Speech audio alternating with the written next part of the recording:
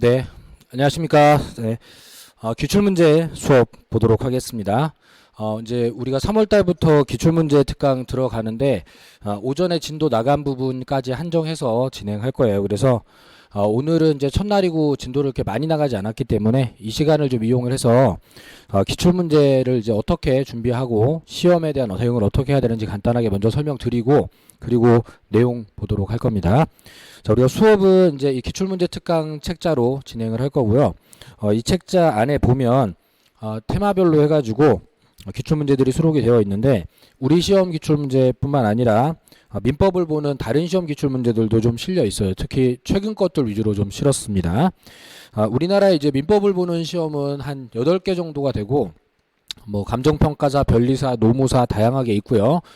우리 현재 시험이 이제 1년 중 가장 마지막으로 민법을 시험 보는 이런 시험이 되겠습니다. 그래서 다른 시험들에 출제되어 있던 지문들이 우리 시험에 반영이 되는 일이 굉장히 많고요. 감정평가사 시험이나 주택관리사보 시험은 거의 똑같은 문제들이 그대로 들어오는 경우도 상당수 있어서 제가 책에다가 표시도 해놨습니다만은 최근에 다른 시험이 어떤 걸 출제하고 있는지를 보는 것도 굉장히 중요한 항목입니다. 그래서 책에 타시험 기출 문제들이 있을 때 이걸 이제 뭐 타시험을 왜 보냐 이렇게 하실 게 아니라 참고해서 우리 시험을 좀 예상할 수 있게 이렇게 좀 해주시면 좋겠고요. 그리고 각 테마별로 제가 제목을 달아놓고 그 테마별로 기출이 지금까지 이제 몇 회 출제가 됐는지, 그리고 사례로 출제가 된 것들은 어떤 게 있는지 그런 표시들을 좀 해놨습니다. 그래서 여러분들이 통계를 통해서 올해 조금 더 집중해야 될 자리, 그리고 좀 가볍게 봐도 될 자리들이 판별이 좀 될 수 있게끔 배정을 했고요. 만약 매년 출제가 되고 있는 테마라면은 아마 올해도 나올 테니까 준비를 하셔야 되겠고, 그리고 한 10년에 한 번 나오는 주제라면은 그러면 그건 안 봐도 된다는 뜻이 되는 거고요. 그리고 한 4, 5년에 한 번 나오는 게 제일 애매한데, 4, 5년에 한 번 나오는 건 최근에 언제 나왔는지를 보시면 뭐 작년, 재작년에 연속으로 나왔다면 앞으로 한 3년은 충분히 쉬겠구나라고 생각을 할 수도 있는 겁니다. 그러니까 이런 식의 판단을 제가 해서 여러분들한테 제시를 해드리기는 하지만은 스스로도 좀 경중불주를 해보시라는 뜻에서 이런 표시를 해서 드리도록 하겠습니다. 그리고 관련 테마 끝부분에 관련 기출문제라고 해서 제가 지금 타시험 기출문제들 많이 실어놨는데, 특히 이제 X지문들 유형을 좀 보실 수 있게끔 가급적 X지문들을 좀 많이 구해왔어요. 또는 뭐 O지문도 표현을 좀 많이 변형해서 낸 지문이 있으면은 볼만하다 해서 제가 좀 실어놨습니다. 그래서 이 부분들이 최근에 다른 시험에 출제가 된 지문이라면 우리 시험에 딸려 들어올 가능성이 있어서 이렇게 배정을 한 거니까, 문제로 되어 있지 않고 OX로 되어 있더라도 이것도 참고를 해서, 자, 하여간 기출특강이 끝나고 난 다음에 뭐 40문제를 전부 다 예측을 할 수는 없겠습니다만은, 내가 좀 더 집중해야 될 자리들이 어느 정도는 좀 예상이 되는 상태로 공부 방향이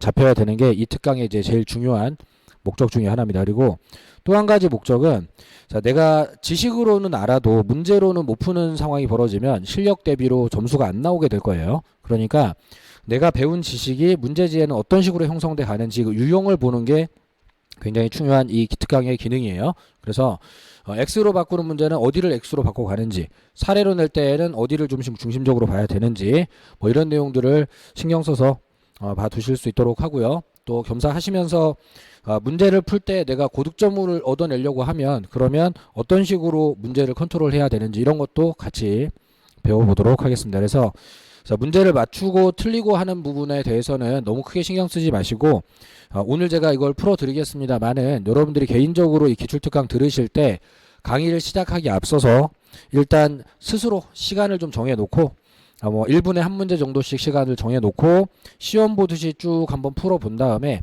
그게 시험으로 볼 때하고 설명으로 들을 때하고 어떤 차이점이 생기는지 이런 거를 좀 테스트도 좀 해보시면서 진행을 해가지고, 이 특강이 4월 말에 이제 끝났을 때에는 뭐 점수가 막 올라 있지는 않을지라도 내가 공부해야 되는 방향이 잘 잡혀 있고, 그리고 문제 유형에 대해서 내가 잘 잡혀 있어서 외우는 부담 조금 남는 거를 제외하고는 뭐 일단 어떻게 나오는지는 대략 알겠다 정도는 잡힐 수 있게, 이게 이제 기출 특강의 제일 큰 목표가 되겠습니다. 그 특강의 목적에 맞춰서 책자를 잘 활용해 주셔야 되겠고, 다른 과목 같은 경우 예를 들어 중개사법이나 공법 같은 과목은 문제가 거의 똑같이 나와버리기 때문에 기출문제집을 아예 달달 외우는 식으로 공부하는 것도 아주 좋은 방법이 됩니다만은, 민법은 그렇게 똑같이 나오는 문제의 비중이 타 과목에 비해서는 크진 않아요. 그렇기 때문에 이걸 외우신다는 측면보다 유형 보고 그리고 또 내가 집중해야 될 자리 체크하고 이런 부분을 중심으로 해주시면 좋겠습니다. 뭐 이렇게 특강 안내를 좀 드리고요.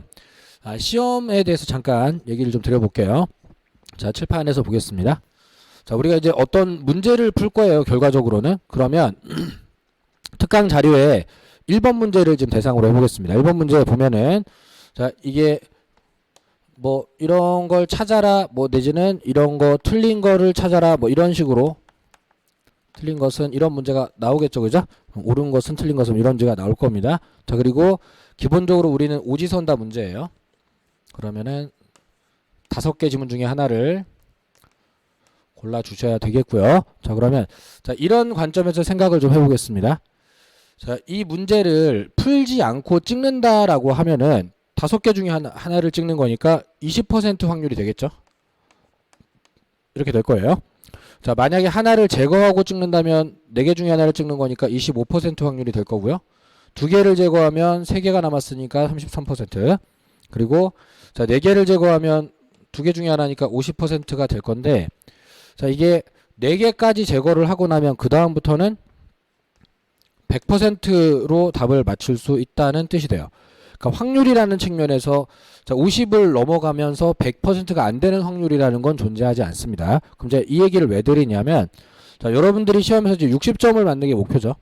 자, 그러면 일단 제일 중요한 거는 100% 60점을 맞추면 뭐 물론 제일 좋겠습니다만, 자, 최소한의 실력으로 60점을 맞출 수 있으려면은 이 100%로 맞추는 문제가 20문제까지가 가면 성공입니다.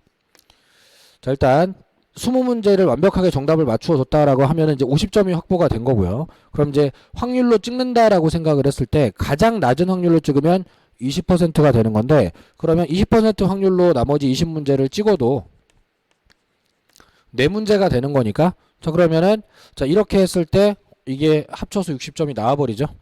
그래서 사실 이제 중개사 수험생들한테는 완벽한 지식 50%, 즉 20문제까지가 필요한 겁니다. 그리고 자, 이런 식으로 생각을 해봤을 때 확률만 좀 높여서 찍어도 20문제만 확보를 하고 나면은 합격에 별 지장이 없다는 결론이 나오는 거고요. 그러면은 확률을 높이는 과정에서 제일 중요한 게 뭔지를 잠깐 생각을 해보겠습니다. 자, 20% 확률로 찍는 거는 뭐 바람직한 건 아니에요. 이건 사실상 안 풀고 찍었을 때 나오는 확률이니까. 자, 그러면 20% 확률은 어떨 때 나오는 거냐면 아예 문제를 읽지도 못하고 찍었을 때 20% 확률이 나올 수밖에 없어요. 어쩔 수 없이.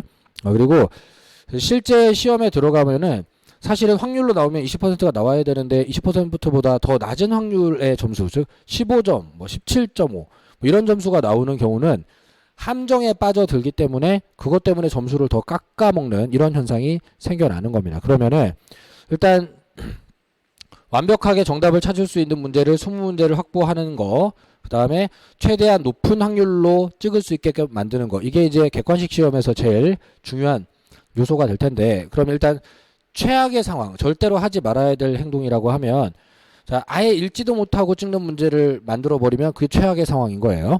그리고 잘못 읽어서 함정에 빠져버리는 건 위험한 상황인 거고요. 자, 그러면 자, 어떻게 되든지 간에 문제를 끝까지 다 읽을 수 있어야지, 그래야지 높은 확률로 찍을 수 있다는 결론이 됩니다. 그래서 문제를 푸실 때 내가 정답을 고민하는 시간을 너무 길게 가져가지 마시고 아는 건지 모르는 건지 빨리 결정하시고 끝까지 가야 확률이 높아진다. 그리고 나는 40문제를 다 풀려는 게 아니고 40문제 중에 100% 확률로 맞출 수 있는 문제 20개를 찾아서 그것만 해결을 하면은 나머지는 확률만 높여놓겠다라는 생각으로 하시면, 자, 이 안에서 확률이 어떻게 나오든 간에 20%보다는 높을 테니까 그럼 합격으로 갈 수 있다는 거죠. 그래서 문제를 푸실 때 이런 작업이 필요해요. 자, 틀린 것을 고르라는 문제에서 만약 1번 지문이 어디가 틀렸는지 확인이 됐어요. 여기가 틀렸네, 이렇게. 자, 그러면 2번, 3번, 4번, 5번을 아예 읽지도 말고 버려주셔야 돼요. 그리고 2번 문제로 바로 가서 2번 문제를 또 해결을 해야지 되는 겁니다. 당연한 얘기지만은 자, 학생들한테 이런 행동을 하라고 하면 의외로 쉽지가 않아요. 2번부터 5번까지를 읽지도 않고 지나갔을 때 혹시 그것 때문에 내가 떨어질까봐 두려워하는 마음이 생겨날 거기 때문에 이 밑에까지 읽게 됩니다. 근데 밑에까지 읽으면 이제 2가지 문제가 발생이 돼요. 일단 시간을 뺏겼기 때문에 뒤에 가서 40번 문제를 읽을 시간조차 안 나와버리는 20% 문제를 양산하는 결과가 생길 수 있고요.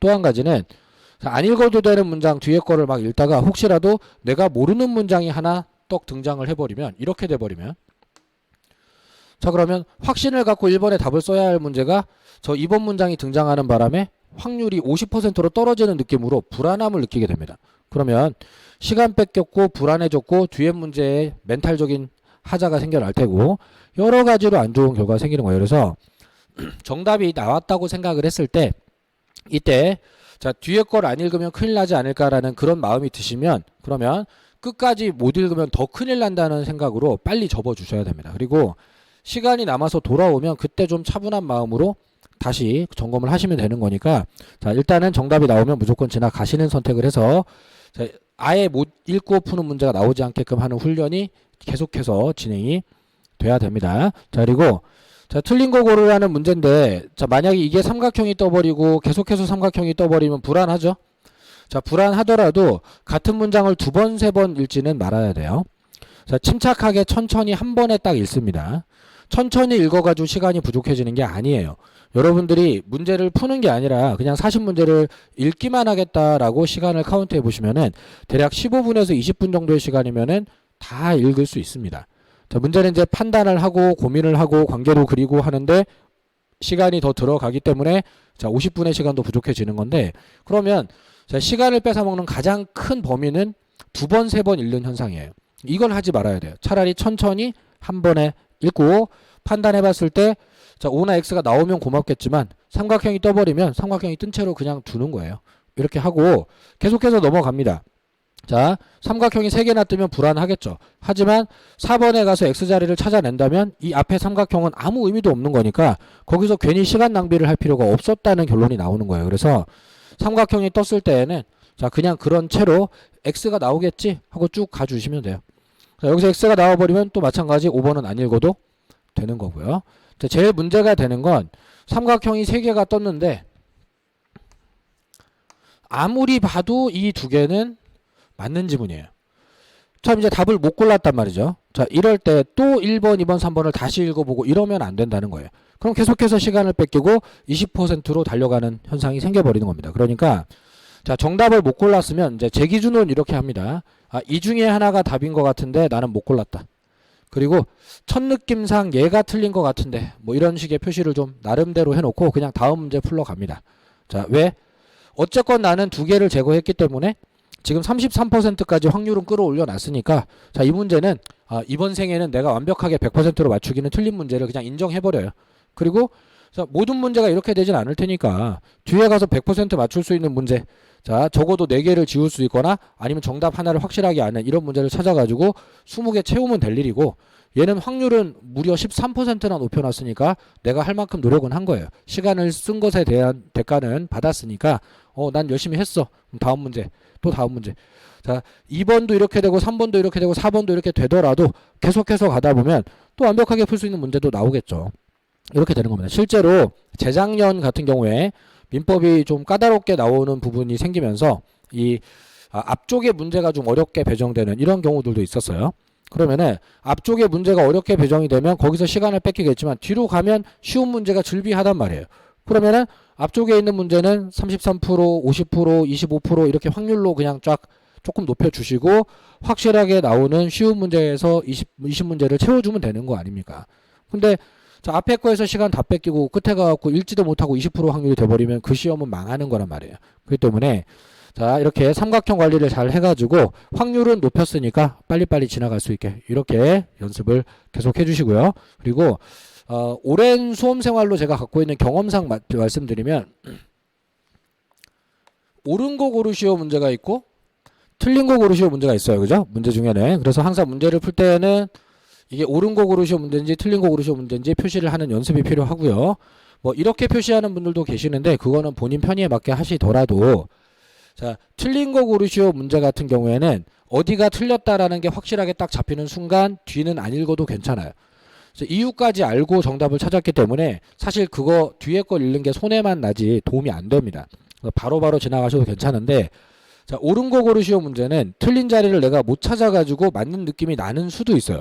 그렇기 때문에 자, 옳은 거 고르시오 문제 같은 경우에는 뒤에 지문 2번, 3번, 4번, 5번 지문 전부 다 확인을 할 수 있도록 습관을 좀 만들어 보시면 전체를 다 읽고 있는 게 아니라 틀린 거 고르시오는 좀 빠르게 풀고 옳은 거 고르시오는 조금 꼼꼼하게 풀고 이렇게 하고 있는 거기 때문에 시간 조절은 충분히 되고 있을 겁니다. 그래서 문제의 스타일이 다른데 그걸 다 적당히 대충대충 이렇게 하지 마시고 자, 상대적으로 옳은 거 고르시오 문제는 조금 더 신경을 써야 될 문제라는 인식이 항상 있어야 되겠고요. 그리고 특히 이 옳은 거 고르시오 문제 같은 경우에 제 경험상 요즘은 하지 않는 실수지만 과거에 저는 이런 실수를 해본 적이 있습니다.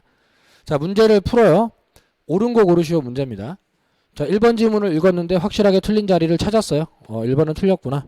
그리고 자, 2번 지문을 읽었는데 삼각형이 떴습니다. 불안하지만 시간이 급하니까 계속 읽습니다.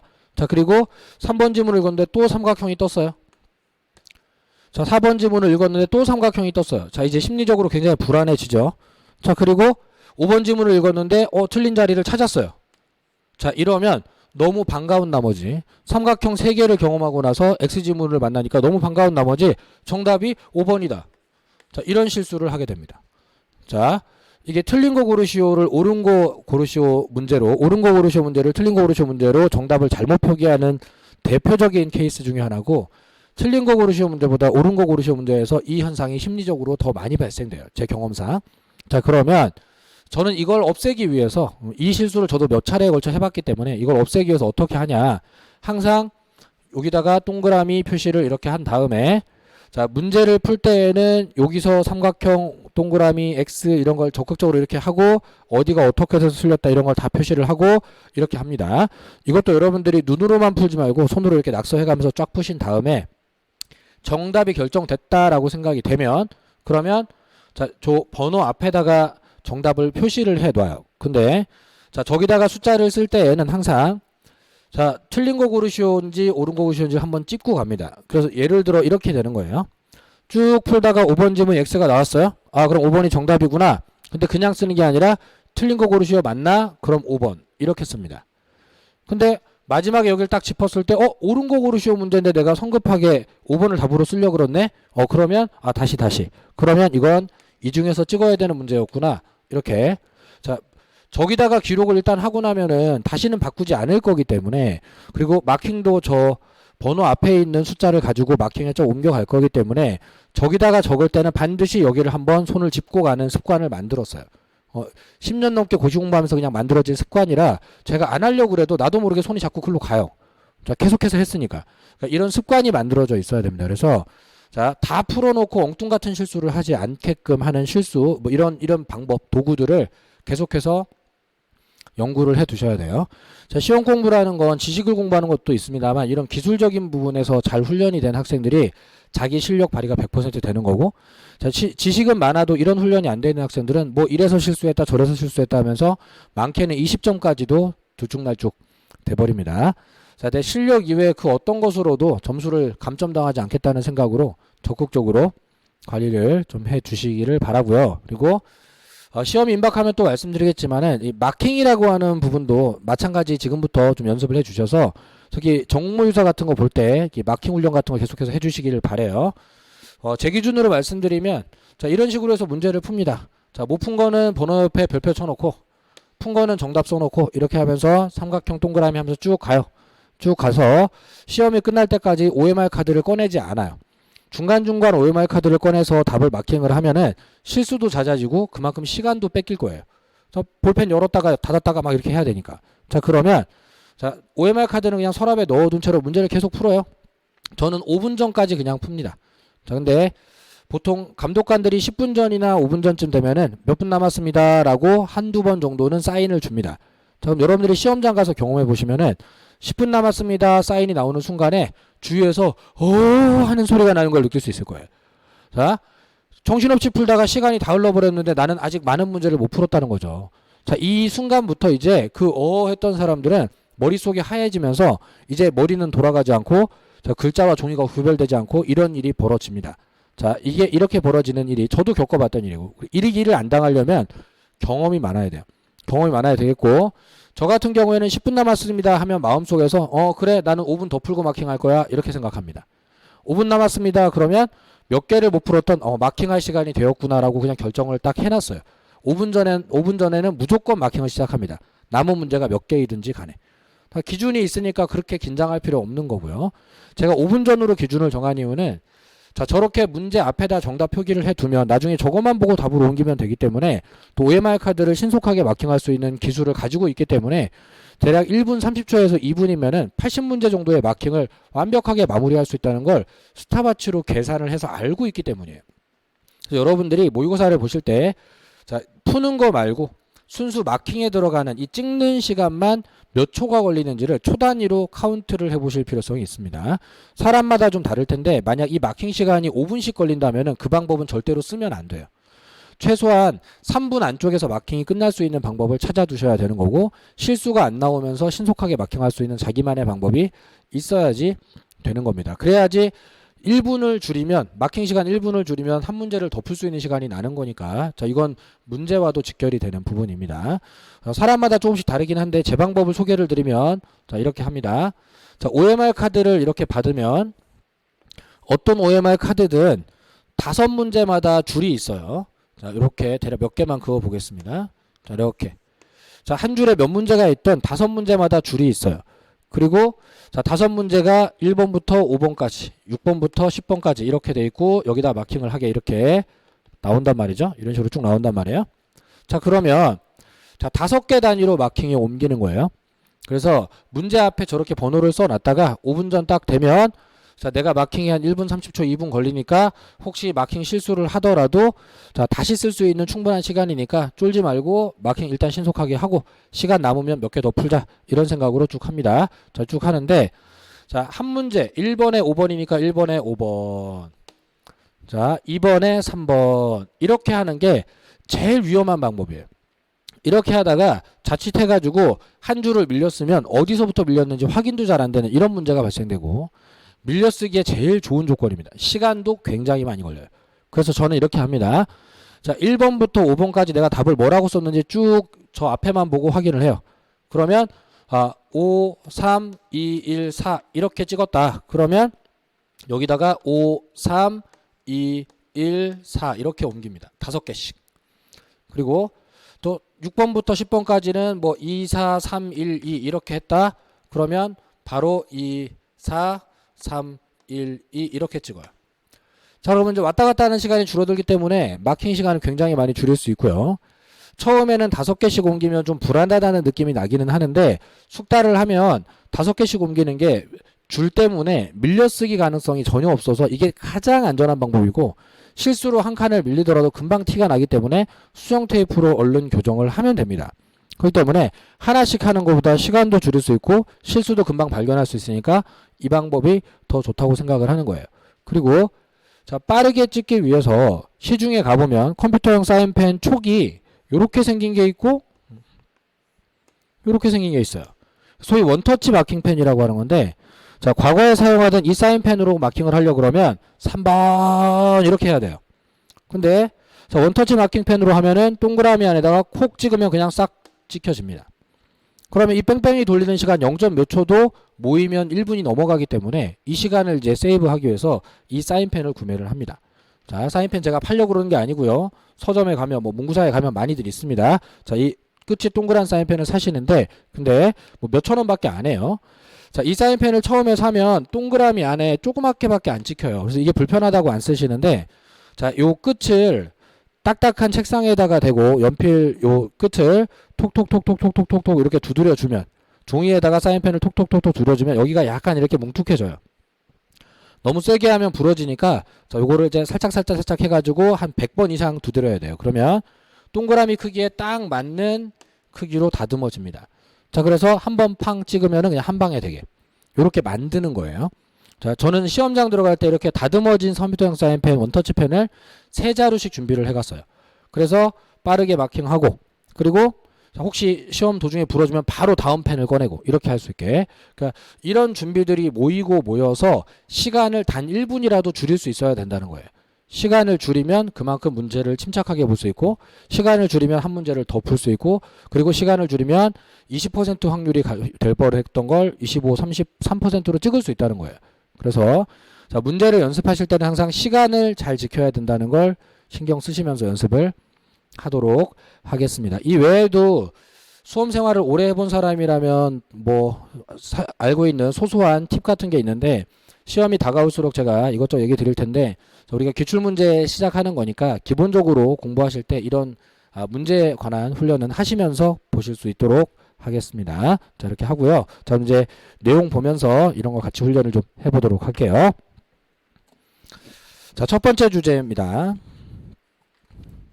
자, 권리변동의 모습이라는 주제인데 최근에 2번 출제를 했지만 그 이전의 통계를 보면 18회 이후로 거의 10년 가까이 소식이 없다가 최근 들어 2번이나 나온 거예요. 그러면 이 주제는 사실상 요즘은 출제를 많이 안 하는, 특히 올해 시험에는 나올 확률이 그렇게 높지 않은 주제입니다. 그래서 이건 외우거나 이렇게 할 것이 아니라 자, 이 문제들을 통해서 문제풀이 테크닉 정도를 배워본다는 생각으로 그렇게 생각하고 보겠습니다. 자, 1번에 권리의 원시 취득 사유에 해당하지 않는 것을 모두 고른 것은 이라고 했습니다.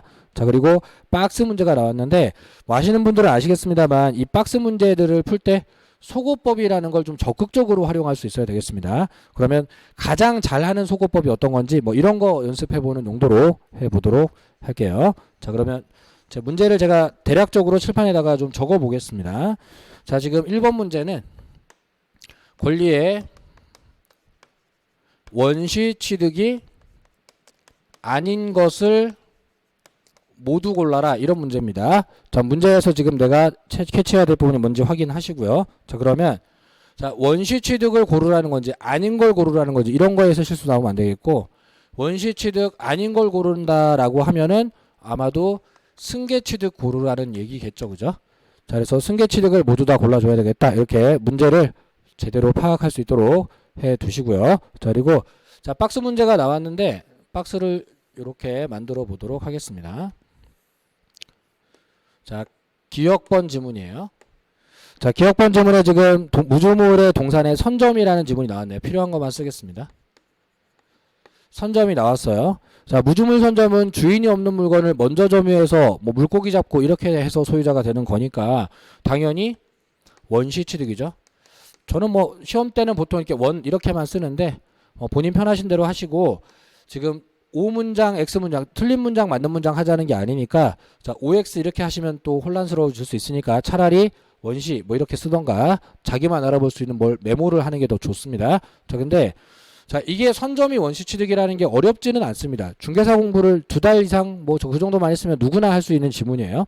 근데 자, 이렇게 하고 난 다음에 니은번 지문을 풀러가는 게 아니에요. 이제 순서를 조정을 합니다. 지금 1번, 2번, 3번, 4번, 5번 보기 지문이 있는데 박스 문제를 이렇게 만났을 때 기억이 선점 원시 취득인데 원시 취득 아닌 거 승계 취득 고르라고 했으니까 기억이 들어가면 안 되겠죠, 그죠?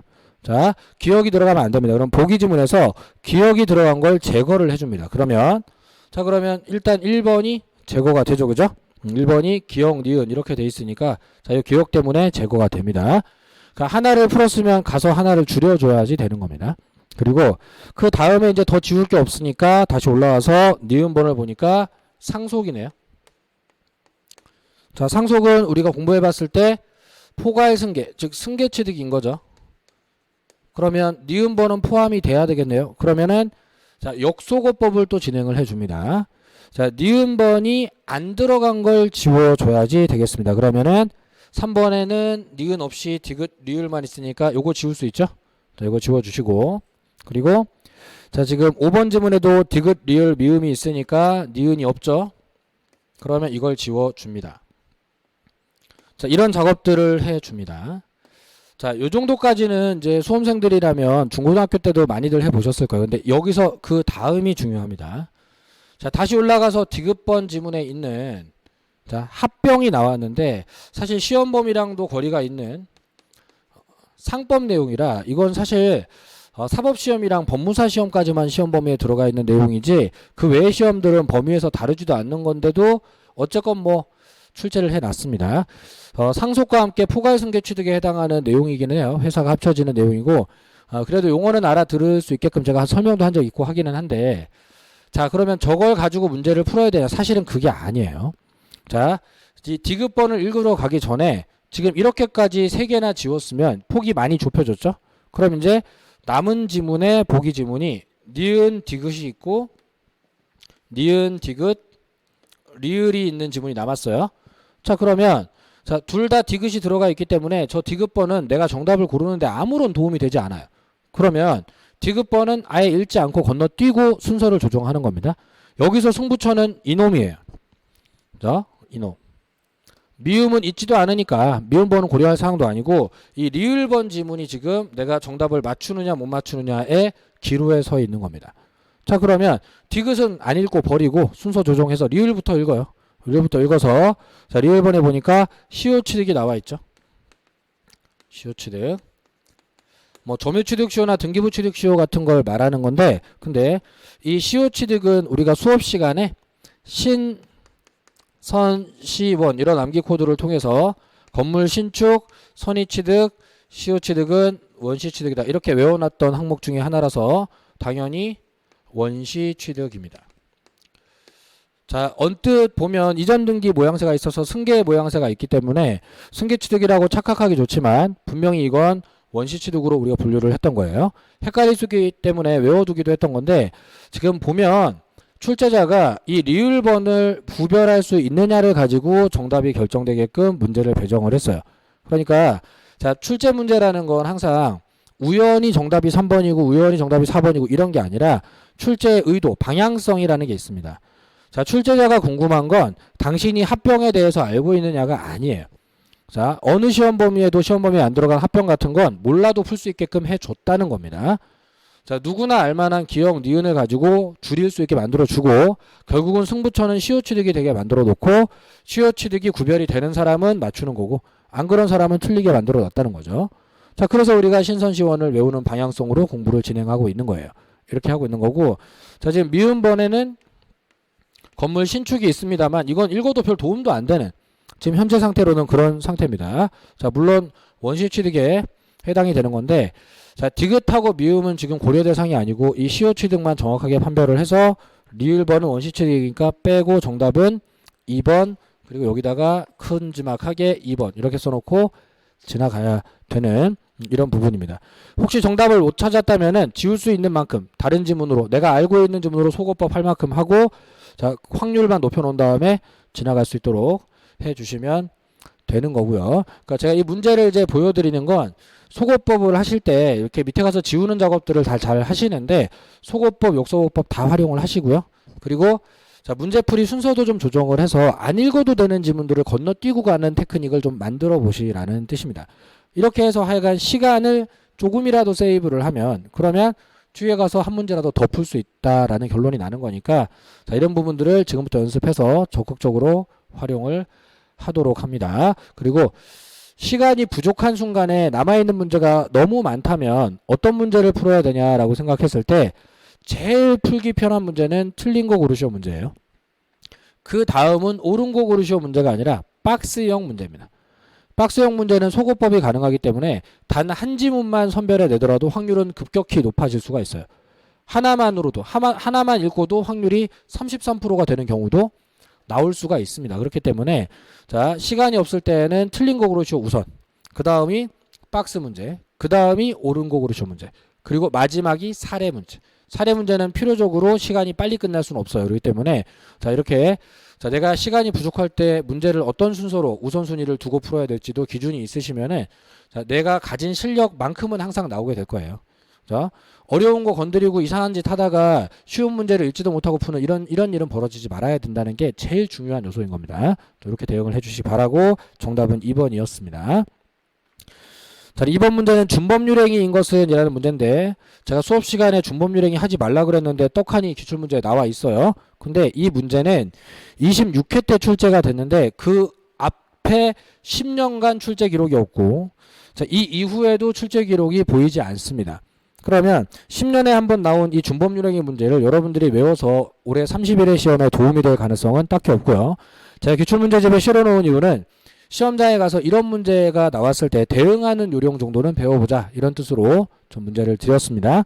자, 시험에 지금 문제가 평상시에 버리고 갔던 준법률행위가 나왔어요. 준법률행위는 어떤 거냐 뭐 이런 문제가 나왔습니다. 하지만 나는 준법률행위를 배우지 않았습니다.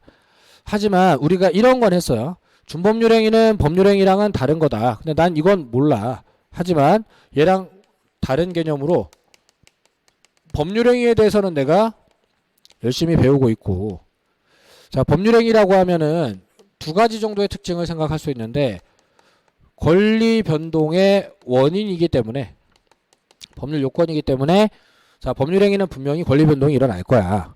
또 의사 표시를 필수 요소로 하기 때문에 반드시 의사 표시가 들어있을 거야. 이런 정도 개념을 우리가 학습을 한단 말이죠.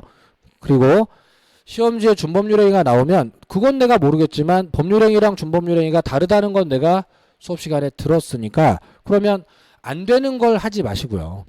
보기 지문에서 내가 외우지도 않은 준법률행위를 찾으려고 헤매지 마세요.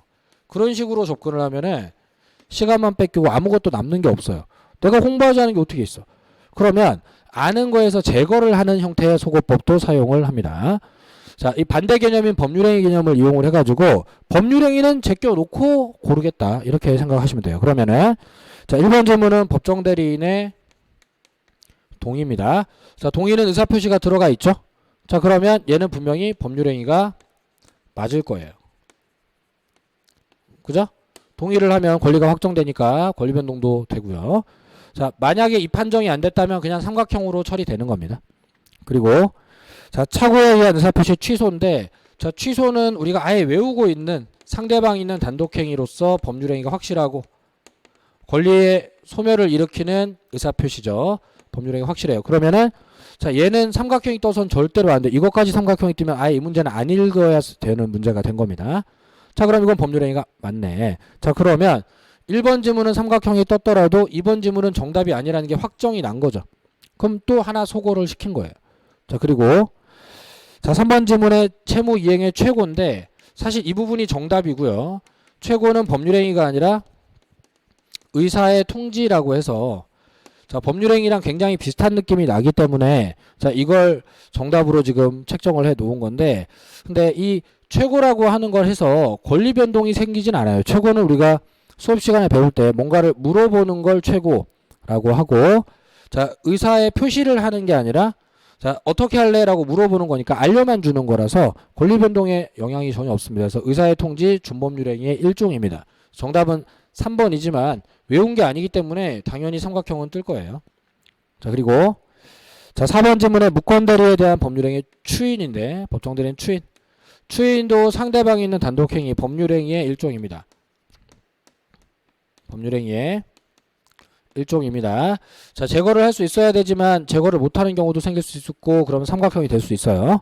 그런데 5번에 임대차 계약의 해지가 나왔는데, 자, 해지는 취소와 마찬가지로 상대방이 있는 단독행위, 법률행위가 맞고, 이건 모르면 안 됩니다.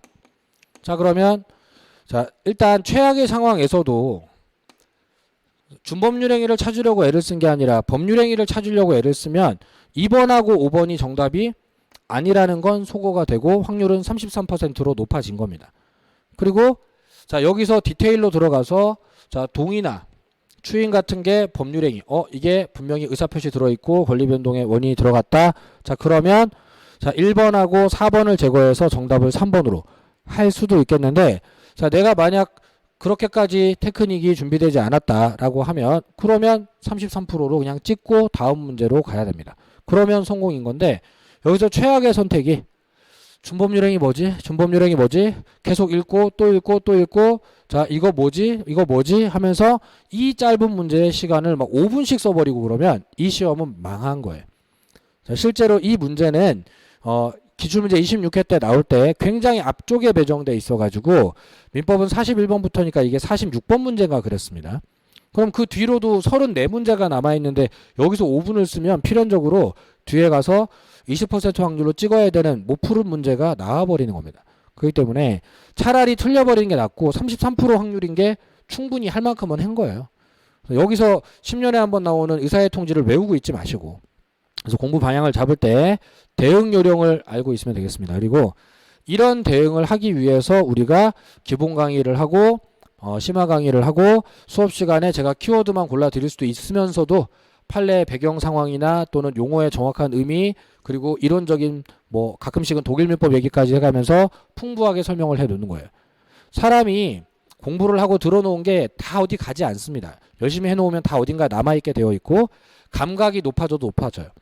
법률행위의 기본 개념을 잘 해놓으니까 자, 이런 응용력이 생기는 사람도 나올 수가 있겠고요.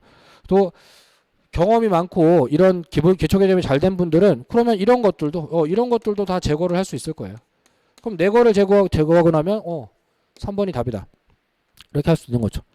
자, 그리고 여기다 시간을 한껏 투자해 갖고 맞추든 틀리든 해봤자 별 득이 없고 차라리 아예 모르면 3번 했다가 맞추는 경우도 나와요.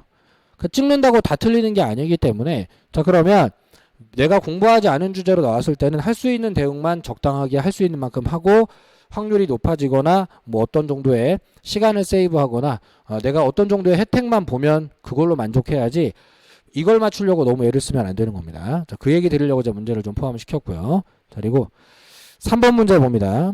자, 다음 중 서로 잘못 짝지어진 것은 자, 그러면 뭐 잘못 짝지어진 것은 이라고 했으니까 잘못된 것 틀린 거 고르시오 문제 정도가 되겠네요. 자, 이 문제는 여러분들이 풀어보면 푸는데 3초 이상 걸리면 안 돼요. 자, 이거 1분짜리 문제가 아니라 그냥 3초짜리 문제예요. 자, 이런 문제들이 존재하기 때문에 사례 문제가 섞여 있어도 1분에 한 문제 속도가 나오는 거지 모든 문제를 1분에 한 문제 속도로 풀면 안 됩니다. 자, 여러분들이 시간 카운트를 하실 때 이렇게 짧은 문제들 5초 10초 안에 풀어야 되는 문제들 5초 10초 생각보다 길어요. 보자마자 알아야 되는 지금 1번 지문에 자, 저당권 설정 행위는 이전적 승계다 했는데 설정이 이전이라는 말은 기초 개념 조금만 잡혀 있으면 야, 설정이 어떻게 이전이야? 자, 충분히 찾아낼 수 있고 1번에서 틀린 게 나와버렸기 때문에 그것도 대놓고 용어가 틀린 게 나왔기 때문에 용어만 확실하다면 이건 무조건 정답 1번.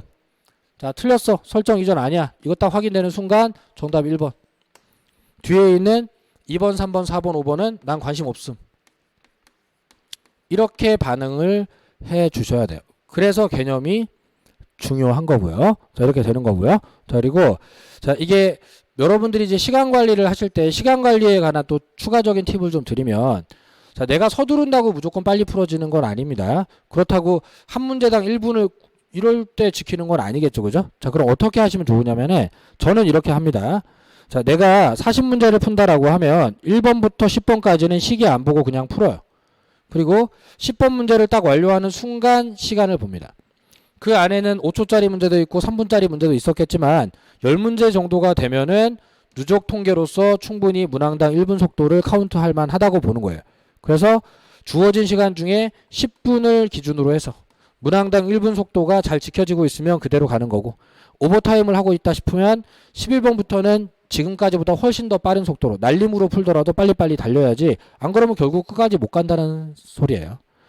만약 10번 문제를 풀었는데 시간이 3분밖에 안 걸렸다? 뭐 그러긴 쉽지 않겠습니다만 이건 지금 내가 너무 서두르고 있는 거고 이럴 필요까지는 없습니다. 그러면은 조금 좀 심호흡 한번 하고 가다듬어서 다시 11번부터 출발합니다. 그리고 20번 문제를 통과하는 지점에서 다시 한번 시계를 확인을 해요. 그래서 대략 20분 정도의 시간을 쓰고 있는지 이런 식으로 중간 시간 체크를 합니다.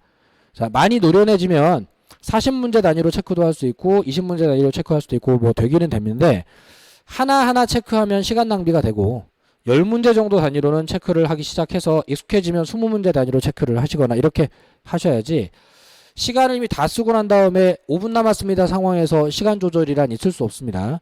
중간에 시간 조절을 해서 서둘러야 되는지 천천히 가야 되는지를 판정을 해가면서 시간 조절을 하는 거예요. 이런 문제는 3초 4초 만에 끝내주고 뒤에 가서 또 어려운 문제 시간 좀 여유 있게 더 쓰고 그리고 오버타임 하고 싶다 싶으면은 그 문제는 틀리더라도 빨리 지나가 주고 이런 결정을 중간중간 내려주셔야 됩니다. 그래서 자, 시간 운영하는 연습을 계속해서 이렇게 중간 체크를 할 수 있도록 해 주십니다. 그리고 자, 이럴 때 정답 1번으로 쓰고 2번부터는 읽지도 말아야 되는데 만약 읽으면 어떻게 되는지 잠깐 해보겠습니다. 자, 이번에 소유권 포기는 상대방 없는 단독행위. 자, 소유권을 포기하는 건 상대방 없는 단독행위. 맞겠죠, 그죠? 자, 여기까지는 별로 문제가 없어요. 그런데 자, 3번에 청약자가 하는 승낙 연착의 통지가 관념의 통지. 큰일 났어요. 연착의 통지가 관념의 통지라는 이 말은 외운 적이 없습니다.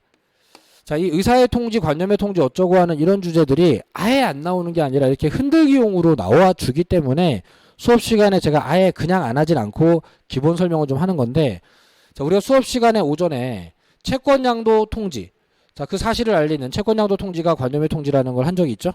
그래서 자, 무슨 통지라고 나오는 대부분 관념의 통지가 맞습니다. 자, 문제는 외운 게 아니기 때문에 이 분명히 삼각형 뜰 거예요.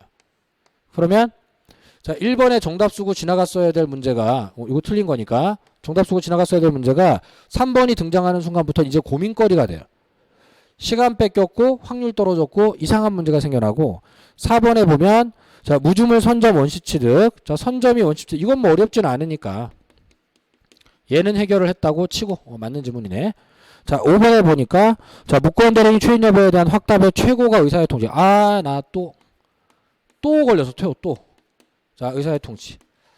물론 아까 우리가 풀어봤으니까 이제 최고가 의사의 통지라는 건 알고는 있습니다만 평상시에 이걸 외우자고 한 것도 출제 비중이 크지도 않단 말이죠. 그러면은 최고가 의사의 통지라는 걸 외운 사람이야 걸러낸다 지금 이거 또 삼각형이 뜨면 이제 이 문제는 더 이상 100%가 아니에요. 얘네들 때문에 30%나 40% 확률로 내리먹어 버린단 말이죠. 읽지 말았었어야 해요. 자, 출제자가 정답을 1번에 줬을 때 뒤에 가면 분명히 흔들기가 들어옵니다. 그렇기 때문에 시간이 남으면 나중에 가서 여유로운 마음으로 다시 보실지라도 이걸 정답이 나왔다고 확실하게 틀린 자리까지 찾았는데 설정은 이전이 아니다를 찾았는데 불필요하게 뒤를 읽으면 여러 가지 손해를 본다는 겁니다. 그렇기 때문에 자, 이런 불필요한 행동을 하지 말아야 되겠습니다. 자, 이렇게 정확하게 해야 될 행동들만 하고 시간 관리를 잘 할 수 있도록 연습이 되는 게 이게 객관식 문제를 실력만큼 제대로 평가받을 수 있는 아주 중요한 요령 중에 하나입니다. 그러니까 자, 지금 1교시는 이 내용적인 부분을 제가 설명드리려고 한 게 아니라 자, 박스형 문제를 해결하는 방법, 내가 외우지 않은 게 나왔을 때 반대로 푸는 대응 요령, 그리고 자, 정답이 빨리 등장을 했을 때 뒤를 버리고 가야 되는 이유, 그리고 시간을 컨트롤하는 방법, 이런 걸 설명드리려고 제가 지금 배정한 거니까 그 참고해서 내용적인 부분은 무시해도 괜찮아요. 하지만 기술적인 부분에서는 감각이 좀 생기면 좋겠습니다. 자, 5페이지에 있는 법률행위 종류 분류는 19회, 22회, 23회, 24회, 그럼 꾸준히 3년 연속도 나왔던 주제가 몇 년째 쉬고 있고, 지금 최근에도 뭐 단지문으로는 나온 적이 좀 있기는 해서 굉장히 자주 나오는 주제인데, 근데 최근에 좀 통치 출제는 좀 쉬고 있으니까 올해 굉장히 유력한 출제 주제라고 분석을 할 수 있습니다. 그러면 중요한 주제다. 특히 단독행위랑 계약 구별하는 게 중요한 주제다. 별표 좀 쳐놓으시고, 자, 그럼 이 문제를 풀어보도록 하죠. 자, 두 개를 대표로 실었는데요. 4번 문제. 자, 단독행위가 아닌 것은 이라고 했을 때 보자마자 정답이 찍혀야 돼요. 자, 우리 합의 해제는 외워놓기로 했죠. 아예. 자, 각종 해제들이 전부 다 상대방 있는 단독행위인데 이 합의 해제만 성질이 계약이었습니다. 그래서 정답이 또 바로 1번에 나와야 되고 그 뒤에 지문은 읽지 않고 갈 수 있도록 연습이 돼야 됩니다. 자, 그냥 뭐 배우는 거니까 잠깐 보시면은 청약을 철회할 때 누구 허락 안 받아도 되겠죠. 이게 도달 전에만 철회가 되는 시기적 제한이 있는 거지 허락받고 철회하는 건 아닙니다. 그럼 단독행위고, 의사표시를 취소할 때도 취소권자가 누구 허락받고 취소하는 거 아니에요. 그러면 단독행위고. 4번 법정대리인이 동의를 할 때 요즘 조심하셔야 되는데, 동의라는 단어가 왠지 합의 같은 느낌을 좀 일으키긴 하지만 미성년자가 매매 계약한 걸 부모가 동의할 때 상대방한테 가서 내가 동의해도 되냐고 물어보진 않아요. 승낙 안 받고 하는 동의입니다. 단독행위입니다. 저번에 무권대리인에 대한 본인의 추인도, 자, 무권대리인이 사고 친 걸 본인이 가서 추인할 때 뭐 해도 되냐고 물어보는 거 없습니다. 추인도 단독행위예요. 그러면은 4번, 5번이 약간 표현상 좀 헷갈리는 부분이 있기는 하지만은 외우지 않아도 허락 없이 할 수 있는 행동들이 다 단독행위구나라는 개념을 이용해서 외우지 않고 처리해 주시고, 합의해제는 출제에서 굉장히 중요한 요소니까 빨리 풀 수 있게 좀 외워져 있고, 이렇게 하는 방향으로 진행을 수업도 하고 뭐 연습도 하고 있는 겁니다. 그리고 5번 문제 보시면 자, 법률행위 종류에 관한 연결이 틀린 것은 이라고 했는데, 자, 정답은 2번이 됐습니다. 자, 2번 지문에 계약의 해제가 상대방 있는 단독행위지 상대방 없는 단독행위가 아니고요. 자, 이 해제를 물어볼 때 합의 해제와 해제를 구별하는 문제도 물어보지만 상대방 있는 없는을 장난치는 것도 여러 차례 출제가 있었고요. 잠깐 밑에 가보면 자, 계약의 해지는 상대방 없는 단독행위에 해당한다라는 2017년도 주택관리사법 문제. 그러면 제법 최근이에요. 우리 시험이 출제를 안 하고 있는 그 몇 년 사이에 주택관리사부 시험에서 이렇게 단독행위 물어보는 문제가 꾸역꾸역 계속 있었다는 거예요. 자, 근데 여기서도 해제가 해지로 바뀌어서 말이 적혀 있긴 하지만 상대방 있는 없는의 장난을 쳤죠. 그러니까 우연히 벌어진 기출문제 유형이 아니라 늘 파는 함정의 위치라는 겁니다. 그래서 해제를 풀 때에는 상대방 있는 거 없는도 정확하게 체크를 해야 되는구나를 느낄 수 있으면 되는 겁니다. 자, 이렇게 하고, 그리고 자, 밑에 있는 기출지문 본 김에 마저 좀 더 보겠습니다. 자, 증여는 상대방이 있는 단독행위에 해당한다. 최근에는 출제 비중이 좀 줄어들기는 했습니다만은, 자, 이런 질문을 하는 이유가 증여는 공짜로 주는 거니까 단독행위 같은 느낌이 난단 말이죠. 특히 상대방이 있는 단독행위 같은. 근데 공짜라는 거지 싫다는 사람한테 줄 수 없고 받을 건지 물어보고 허락받아서 공짜로 주게 되는 증여는 계약입니다. 무상 계약입니다. 출제자가 문제를 선택할 때 이유 없이 그냥 이거 물어볼까 이렇게 하지 않아요. 헷갈릴 소지가 있으니까 물어보는 거라서 증여계약은 항상 이런 함정이 있구나 봐주시는 게 필요하고요.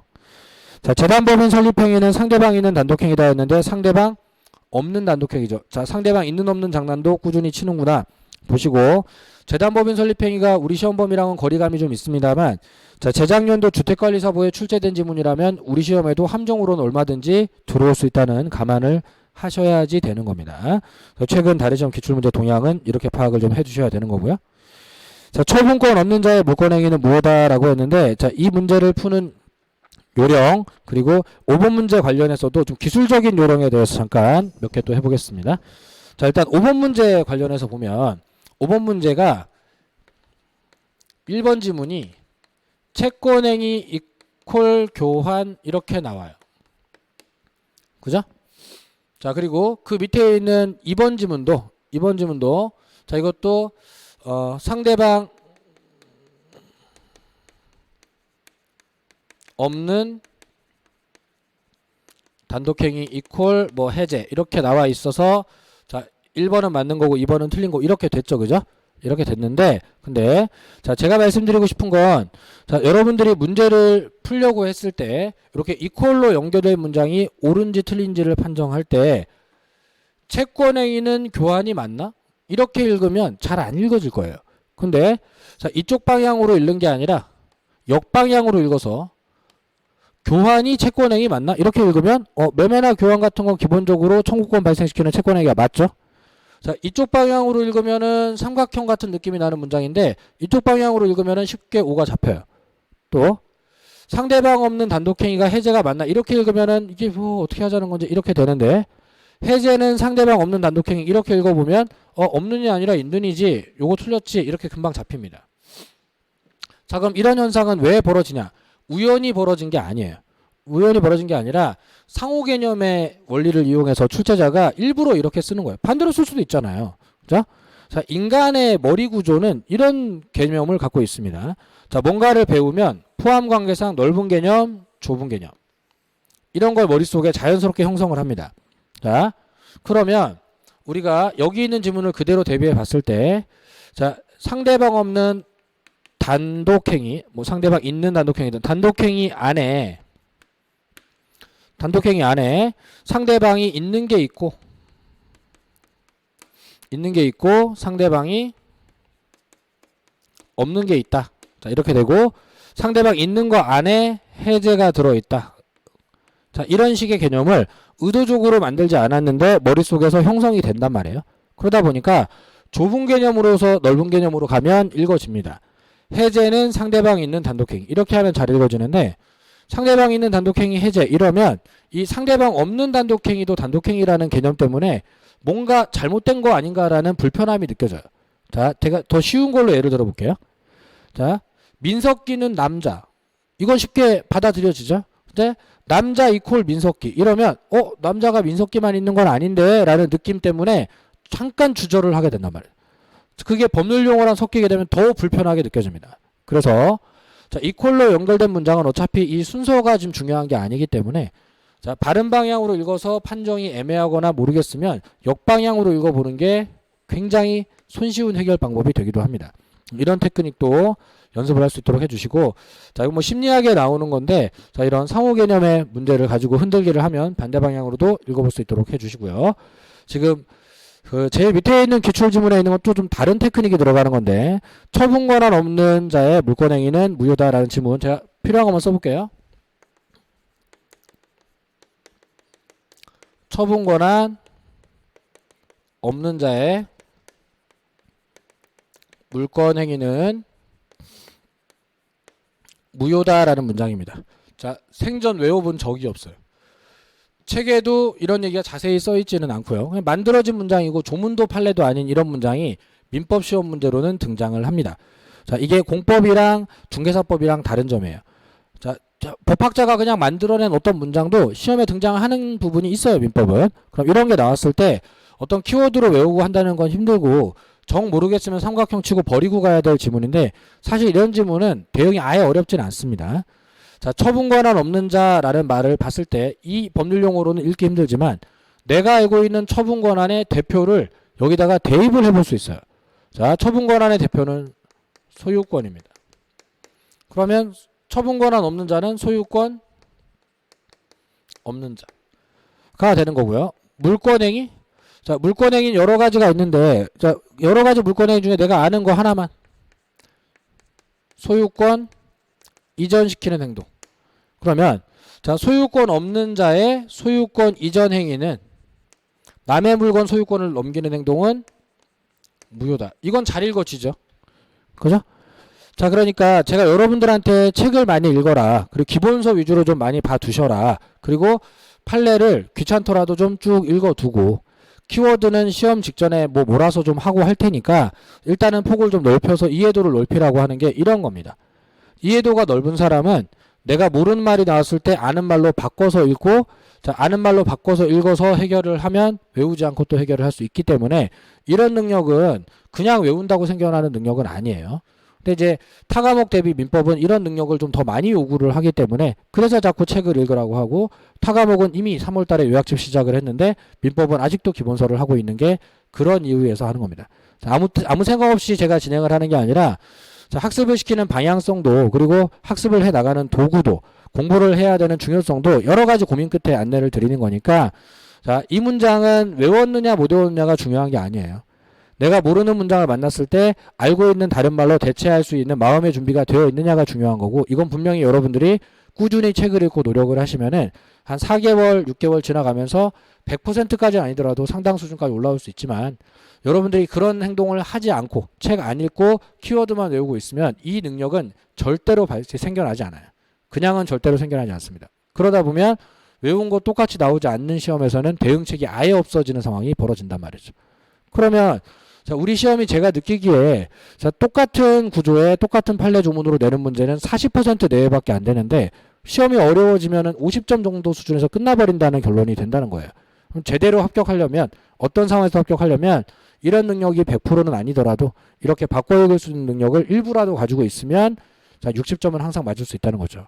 그래서 자, 직관적으로 외워서 할 수 있는 뭐 해제는 단독행위, 취소는 단독행위, 합의 해제는 계약, 이런 것들은 직관적으로 할 수 있게끔 연습하시는 게 맞고요. 그러지 못하는 질문들도 보니까 기출문제에 많이 있다. 그러면 그때 유연하게 대응할 수 있도록 책을 많이 읽고, 그리고 문장에 대한 개념 이해 같은 것을 충실하게 해두시는 게 필요하다. 자, 이렇게 강조 말씀드립니다. 자, 이 기출문제 특강 1교시는 일단 이런 전체적인 주제 위주로 좀 말씀을 드렸고요. 쉬었다가 효력요건 얘기를 보도록 하겠습니다.